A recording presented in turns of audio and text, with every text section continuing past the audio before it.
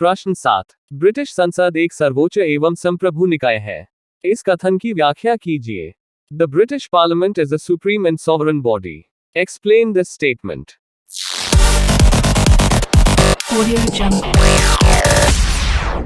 उत्तर। Britain की राजधानी London में वेस्टमिनिस्टर महल की जो शानदार गोल इमारत है वह ब्रिटेन की संसद है। 2 भवनों व 2 सदनों वाली इस संसद को ब्रिटेन के लोग असीम प्यार, स्वाभिमान व गर्व की दृष्टि से देखते हैं। उसे देखते समय ऐसा प्रतीत होता है मानो उनकी आंखें मुनरों की भाषा में कह रही हों, यही है संसार के सभी संसदों की जननी। विश्व में ब्रिटिश संसद की शक्ति सर्वोपरि है। संसद की शक्तियां इतनी प्रबल हैं कि यह माना जाता है कि ब्रिटेन में संप्रभुता का वास संसद में ही है। मैरियट का दावा है कि इसका अधिकार क्षेत्र सबसे अधिक विस्तृत है और इसकी शक्ति असीम है। ब्लैकस्टोन ने भी ब्रिटिश संसद को सर्वशक्तिशाली संस्था बतलाते हुए लिखा है कि यह प्रत्येक संभव कार्य कर सकती है जो प्रकृति से अशक्त न हो। शक्तियों की इसी असीमता के कारण सर एडवर्ड कोक ने कहा, संसद की शक्ति और अधिकार क्षेत्र इतना महान, श्रेष्ठ एवं अनियंत्रित है कि उस पर किसी व्यक्ति का, किन्हीं कारणों का और किसी भी रुकावट का बंधन नहीं है। इसलिए डी लोम महोदय ने चुटकी लेते हुए कहा है, संसद स्त्री को पुरुष और पुरुष को स्त्री बनाने के अतिरिक्त और सब कुछ कर सकती है। तू समझा? हाँ। नहीं, तू समझा नहीं। संसद की संप्रभुता के कारण। ब्रिटेन में संसद की संप्रभुता के निम्नलिखित कारण है। 1. लिखित संविधान का अभाव। ब्रिटेन का संविधान अलिखित है। अन्य देशों में संविधान संसद की शक्तियां सीमित कर देता है, परंतु ब्रिटेन में कोई संविधान न होने के कारण न तो संसद की शक्तियां परिभाषित की गई हैं, न ही उसकी सीमाएं निर्धारित की गई हैं। इसलिए संसद संप्रभु है। 2. कानून बनाने का असीमित अधिकार। संसद की संप्रभुता का अर्थ यह है कि उसकी कानून बनाने की शक्ति असीमित है। वह किसी भी विषय पर कानून बना सकती है और पिछली संसद के किसी भी कानून को समाप्त कर सकती है अथवा उसमें संशोधन कर सकती है।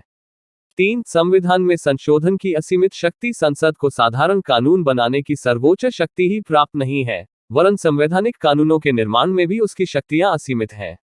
वह संविधान भी साधारण विधियों के समान ही परिवर्तन व संशोधन कर सकती है। 4. न्यायिक पुनरावलोकन का अधिकार नहीं। ब्रिटेन में न्यायपालिका को संसद के कानूनों की समीक्षा करने का अधिकार नहीं है। न्यायपालिका संसद द्वारा पारित कानूनों को अवैध घोषित नहीं कर सकती। नहीं। 5. संसद की शक्तियां। ऐतिहासिक विकास का परिणाम। ब्रिटेन का संविधान एक विकासशील संविधान है। संसद ने जो शक्तियां अर्जित की हैं, वह ऐतिहासिक विकास का परिणाम है। धीरे धीरे राजा की शक्तियां छिनती चली गई और संसद में उनका वास होता गया। संसद को यह संप्रभु से विरासत में मिली है और इतिहास की इस विरासत का सम्मान करना प्रत्येक नागरिक अपना कर्तव्य समझता है। 6. संसद में जनभावनाओं का सही प्रतिनिधित्व। संसद की संप्रभुता का एक प्रमुख कारण यह भी है कि शासन की अन्य किसी भी संस्था की तुलना में केवल संसद ही एकमात्र ऐसी संस्था है जो समूचे राष्ट्र की जनभावनाओं का प्रतिनिधित्व करती है। इन सभी दृष्टियों से यह स्पष्ट है कि ब्रिटेन में संसद संप्रभु है और इसी दृष्टि से वह संसार की किसी भी संसद की अपेक्षा अधिक शक्तिशाली है। क्विंटन हॉक के शब्दों में, संसद की शक्ति और कार्य क्षेत्र अनंत है और उन्हें किसी सीमाओं में नहीं बांधा जा सकता। प्रत्येक ऐसा कार्य जो स्वभावतः असंभव नहीं है, संसद कर सकती है। संसद के कार्यों को पृथ्वी पर कोई शक्ति नहीं घटा सकती। वह जो चाहे कर सकती है और मनुष्य को उचित कानूनों द्वारा जो परिणाम प्राप्त है, उन्हें प्राप्त कर सकती है। डायसी ने इस संबंध में लिखा है, ब्रिटिश संसद वैधानिक दृष्टि से इतनी शक्तिशाली है कि वह शिशु को प्रौढ़ करार दे सकती है। वह मृत्यु के बाद किसी भी व्यक्ति को राजद्रोही सिद्ध कर सकती है। वह गैर कानूनी संतान को कानूनी करार दे सकती है और यदि वह उचित समझे तो किसी व्यक्ति को अपने ही मामले में न्यायाधीश बना सकती है। अरे मुझे चक्कर आने लग गया। संसदीय संप्रभुता की सीमा। ब्रिटिश संसद के संबंध में यह कहा जाता है कि वह संप्रभु है तथा वह चाहे जिस प्रकार का कानून बना सकती है, किंतु प्रत्येक वैधानिक तथ्य राजनीतिक सत्य नहीं होता। संसद की संप्रभुता पर निम्नलिखित प्रतिबंध है। 1. जनमत का प्रतिबंध। संसद की संप्रभुता पर सबसे पहला तथा प्रभावशाली नियंत्रण जनमत का है। लॉर्ड सभा की शक्तियों में कमी होने के कारण संसद की संप्रभुता का अर्थ लोक सदन की संप्रभुता हो गया है। कोई भी लोक सदन जनमत की इच्छा के विरुद्ध कानून पारित करने का दुस्साहस नहीं कर सकता। आगामी निर्वाचन का भय उसे जनमत की इच्छा के विरुद्ध आचरण करने से रोकता है। 2. नैतिक प्रतिबंध। कोई भी संसद प्राकृतिक नियमों तथा नैतिकता के विरुद्ध कानूनों का निर्माण नहीं कर सकती। जेनिंग्स ने कहा है, यदि कोई विधानमंडल यह निर्णय करे कि नीली आंखों वाले बच्चों को मौत के घाट उतार दिया जाए तो नीली आंखों वाले बच्चों का लालन पालन एक अवैधानिक कार्य होगा, किंतु कोई पागल संसद ही ऐसा करेगी और पागल जनता ही उसका पालन करेगी। 3 परंपराएं। ब्रिटेन में संवैधानिक परंपराओं का अत्यधिक महत्व है। इन परंपराओं के विरुद्ध कानून पारित करने का दुस्साहस संसद नहीं कर सकती। एक ओर तो ब्रिटिश जनता इन परंपराओं का उल्लंघन स्वीकार नहीं कर सकती, दूसरी ओर यदि परंपराओं का उल्लंघन किया जाए तो शासन व्यवस्था का सुचारू रूप से संचालन संभव नहीं होता। 4 विधि का शासन। ब्रिटेन में विधि के शासन का विशेष महत्व है। इसके अनुसार प्रत्येक व्यक्ति कानून के समक्ष समान है। विधि के शासन के इस सिद्धांत का उल्लंघन संसद नहीं कर सकती। यदि संसद विधि के शासन को समाप्त करना चाहे तो उसके विरुद्ध वैसी ही प्रतिक्रिया होगी जैसी कि किसी संसद द्वारा मौलिक अधिकारों के उल्लंघन की स्थिति में होती है। 5 मंत्रिमंडल का संसद पर नियंत्रण। ब्रिटिश शासन व्यवस्था में सिद्धांत और व्यवहार में जो भेद है वह संसद तथा मंत्रिमंडल के पारस्परिक संबंधों में विशेष रूप से देखा जा सकता है। आज अरे कहना क्या चाहते हो? संसद मंत्रिमंडल पर नियंत्रण नहीं रखती, अपितु मंत्रिमंडल संसद पर नियंत्रण रखता है। सैद्धांतिक दृष्टि से कैबिनेट दास है, परंतु व्यावहारिक रूप से वह स्वामी है। मंत्रिमंडल लोक सदन का विघटन करवा सकता है। मंत्रिमंडल ऐसी संतान है जो अपनी जननी को भी भंग कर सकती है। 6 प्रदत्त व्यवस्थापन। वर्तमान में संसद के पास कार्यभार की अधिकता है।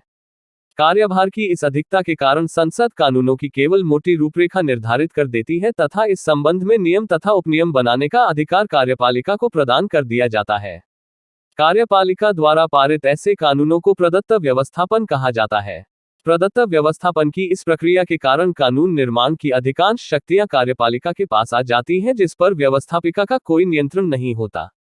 7 अंतर्राष्ट्रीय कानून तथा संगठन। संसद की संप्रभुता पर अंतर्राष्ट्रीय कानूनों का भी प्रतिबंध होता है।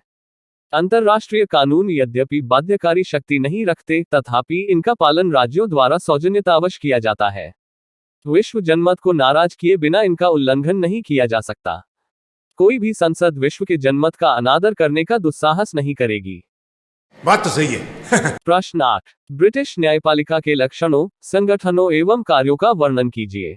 Describe the characteristics, associations and functions of the British judiciary. Uttar. British सरकार की कार्यपालिका व व्यवस्थापिका के बाद तीसरा अंग न्यायपालिका है, जिसका मुख्य कार्य संसद द्वारा पारित अधिनियमों का प्रयोग करना है। वे अपने आप प्रयुक्त नहीं होते हैं, वरन व्यक्तियों द्वारा प्रयोग में लाए जाते हैं। न्यायपालिका विधि के संदिग्ध स्थलों की व्याख्या करती है तथा उन व्यक्तियों को राज्य की विधि के अनुसार दंड देती है जो उसका पालन नहीं करते हैं। वह नागरिकों के पारस्परिक झगड़ों व वाद विवादों का भी निर्णय करती है तथा उन व्यक्तियों की रक्षा करती है जिन पर कार्यपालिका की ओर से अन्याय किया गया है। जनता माफ नहीं करेगी। ब्रिटिश न्याय व्यवस्था की मुख्य विशेषताएं। ब्रिटिश न्याय व्यवस्था की मुख्य विशेषताएं निम्नलिखित हैं। एक समान न्याय पद्धति का स्वभाव। ब्रिटिश न्याय व्यवस्था की सबसे प्रमुख विशेषता यह है कि समस्त न्यायालयों की पद्धति एक समान नहीं है। इंग्लैंड तथा वेल्स में न्यायालयों का संगठन एक समान है, जबकि स्कॉटलैंड में इनका संगठन दूसरे ही प्रकार का है। 2 प्रशासनिक न्यायालयों का अभाव। इंग्लैंड में प्रशासकीय न्यायालयों का सर्वथा अभाव है। राजकर्मचारियों के विरुद्ध न्यायिक कार्यवाही साधारण न्यायालयों में ही की जाती है। इसके द्वारा व्यक्तिगत स्वतंत्रता की रक्षा होती है और सबके लिए समान विधियों की व्यवस्था है। 3 न्याय विभाग का सुसंगठित संगठन। ग्रेट ब्रिटेन में न्याय विभाग का सुसंगठित संगठन है और उसके लिए एक कार्य विधि को अपना लिया गया है। 4 न्यायिक समीक्षा का अभाव। ग्रेट ब्रिटेन के न्यायालयों को जुडिशियल रिव्यू का अधिकार प्राप्त नहीं है। इसका अभिप्राय है कि यहाँ के न्यायालयों को संसद द्वारा पारित अधिनियमों के विरुद्ध निर्णय करने का अधिकार नहीं है। यहाँ संसद पूर्ण प्रभुत्वशाली संस्था है। 5 न्यायाधीशों की निष्पक्षता। इंग्लैंड के न्यायाधीशों की निष्पक्षता प्रसिद्ध है। इसका अनुकरण विश्व के अन्य देशों ने किया है।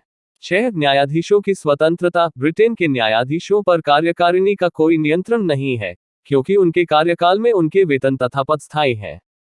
कार्यकारिणी उन पर अभियोग लगाए बिना उनको उनके कार्यों में सहायता प्रदान करती है। Hey, y'all, come look at this.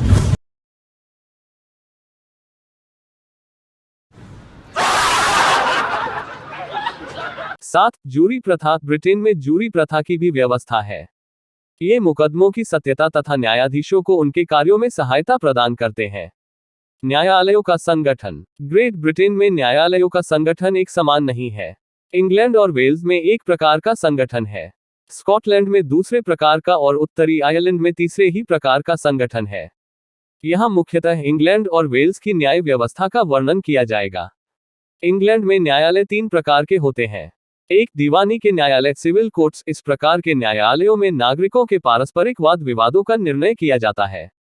इसमें वादी और प्रतिवादी दोनों ही साधारण व्यक्ति होते हैं। ये दीवानी मुकदमे लेन देन, समझौते, कॉन्ट्रैक्ट का भंग करना, किसी व्यक्ति को धोखा देना, किसी की संपत्ति पर कब्जा कर लेना, विरासत, ऋण आदि के संबंध में होते हैं। 2 फौजदारी न्यायालय, क्रिमिनल कोर्ट्स। इस प्रकार के न्यायालयों में कत्ल, चोरी, डकैती, जालसाजी आदि के मुकदमे होते हैं। ये मुकदमे क्राउन और व्यक्ति के मध्य होते हैं। वादी क्राउन होता है और प्रतिवादी एक या अनेक व्यक्ति होते हैं। अब ये भी मुझे सिखाना पड़ेगा आपको। 3 प्रिवी परिषद की न्यायिक समिति। उक्त दोनों न्यायालयों के अतिरिक्त ब्रिटेन में एक अन्य न्यायालय भी होता है जिसको प्रिवी परिषद की न्यायिक समिति के नाम से संबोधित किया जाता है। इस समिति में ब्रिटिश साम्राज्य के अधीनस्थ प्रदेशों के उच्चतम न्यायालयों द्वारा किए गए निर्णयों के विरुद्ध अपील सुनी जाती है। इसके अतिरिक्त इसमें अन्य अपीलें भी सुनी जाती हैं, जो इस प्रकार हैं। ब्रिटेन के चर्च संबंधी न्यायालयों, अक्लीशियास्टिकल कोर्ट्स के निर्णय के विरुद्ध अपीलें।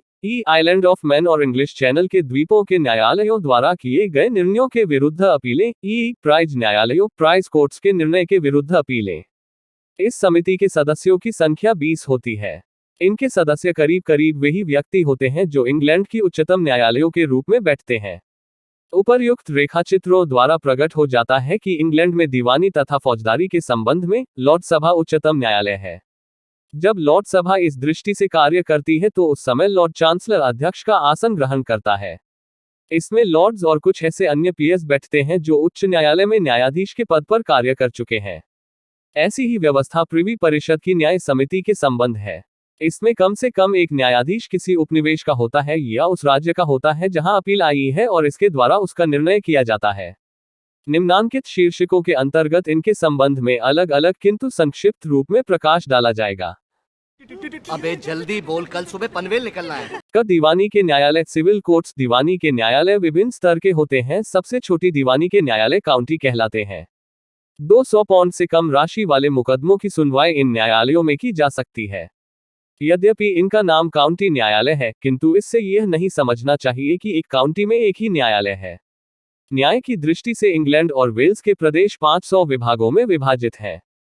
इनमें से प्रत्येक एक विभाग में एक काउंटी न्यायालय है। इन 500 विभागों को 60 सर्किटों में विभाजित किया गया है और प्रत्येक सर्किट के अंतर्गत 8 या 9 काउंटी न्यायालय हैं। एक सर्किट का एक न्यायाधीश होता है जो लॉर्ड चांसलर द्वारा नियुक्त किया जाता है। सर्किट न्यायाधीश को अपने सर्किट की प्रत्येक काउंटी में कम से कम एक बार अपना न्यायालय अवश्य लगाना पड़ता है। प्रत्येक सर्किट न्यायालय में एक पेशकार होता है जो मुकदमों को रजिस्टर करता है और उसको छोटे छोटे मुकदमों का आपस में समझौता करवाकर निर्णय करने का अधिकार है। सर्किट न्यायाधीशों के निर्णय का पुनर्वाद हाई कोर्ट ऑफ जस्टिस के न्यायालय में किया जाता है।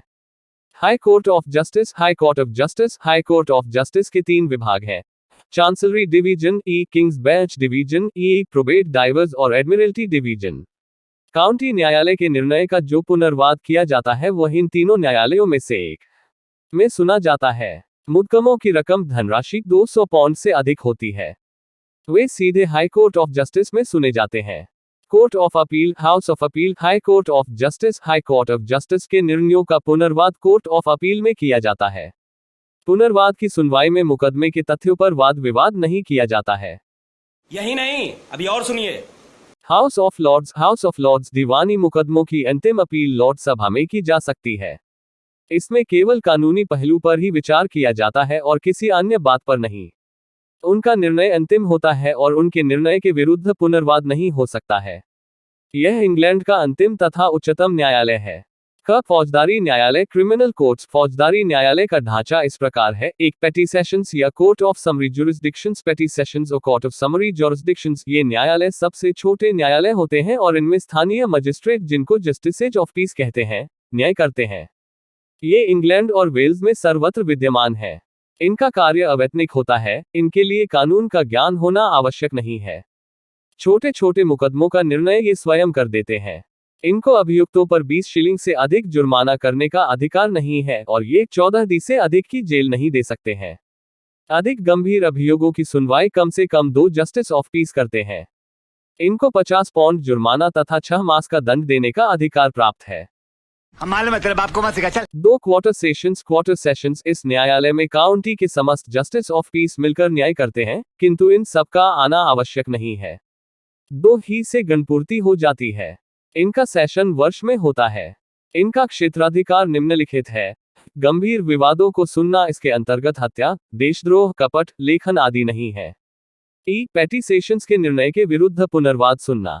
3 असाइजेज न्यायालयों में हाई कोर्ट ऑफ जस्टिस की किंग्स बेंच डिवीजन के 1 या 2 न्यायाधीश न्याय का कार्य करते हैं।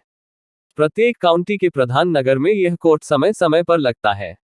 अभियुक्त को मुकदमे की सुनवाई के लिए जूरी की मांग करने का अधिकार है।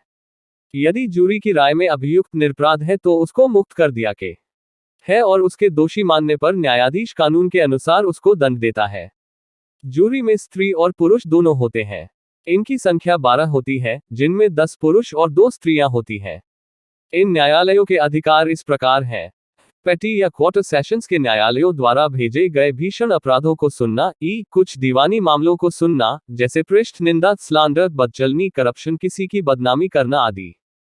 बंद करो हाथ जोड़ के मैं 50 बार बोल रहे हैं, पढ़ने निकले वाले छात्रों को राजनीति से दूर रहना चाहिए। हैं? अबे पढ़ाई लिखाई में ध्यान लगाओ, IAS बनो और देश को संभालो।